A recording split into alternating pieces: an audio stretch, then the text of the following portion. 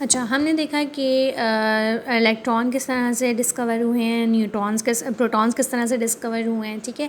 तो अब हम बात करते हैं कि न्यूट्रॉन्स किस तरह से डिस्कवर हुए हैं। तो ये चैडविक एक्सपेरिमेंट था। चैडविक ने क्या किया, radio activity is the natural process, ठीक है। जो अनस्टेबल एलिमेंट्स होते हैं greater than more than atomic number 82, वो ब्रेकआउट कर लेते हैं अपने आप को। लेकिन चैडविक ने क्या किया, चैडविक ने आर्टिफिशियल रेडियो एक्टिविटी परफॉर्म किया। आर्टिफिशियल रेडियो एक्टिविटी क्या होती है? Artificial radio activity is basically उसने स्टेबल एलिमेंट को बम्बार्ड करवा दिया किसी अल्फ़ा पार्टिकल से, यानी ख़ुद से उसने किसी से टकरा दिया उसको, तो उसके नतीजे में कुछ रेडियो एक्टिव रेडिएशंस निकली हैं जो कि उसने ऑब्जर्व किया कि वो जो है न्यूट्रॉन्स कहलाएं, ठीक है। बाद में तो किया क्या उसने 1932 में James Chadwick discover neutron bye means of artificial radio activity experiment.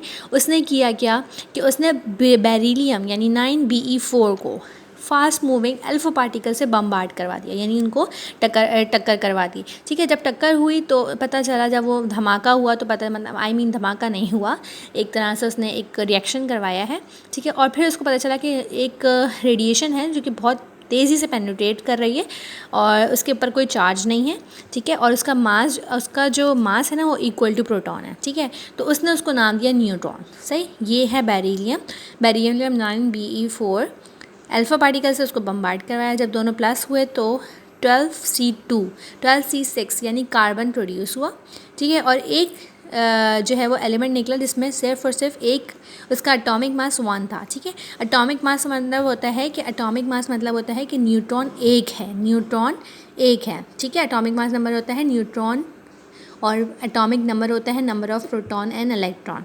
तो एटॉमिक मास 1 है, इसका मतलब है एक न्यूट्रॉन पाया जाता है इसमें।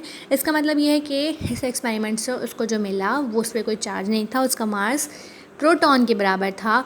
तो न्यूक्लियस में एक न्यूट्रॉन ही होता है जिसका मास प्रोटॉन के बराबर होता है और इस पर कोई चार्ज नहीं होता, तो इसका मतलब है उसने डिस्कवर कर लिया न्यूट्रॉन। अच्छा, एक्सपेरिमेंट से उसने कहा कि कंक्लूजन ये है कि न्यूक्लियस में प्रोटॉन और न्यूट्रॉन होते हैं। प्रोटॉन और न्यूट्रॉन जो है वो मिल के कहलाते हैं न्यूक्लियस। उसने कहा कि न्यूट्रॉन जो है वो सब एटॉमिक पार्टिकल है, उसका मास 1.67 X⁻⁻24 है, जो कि मास ऑफ हाइड्रोजन के भी बराबर है, ठीक है।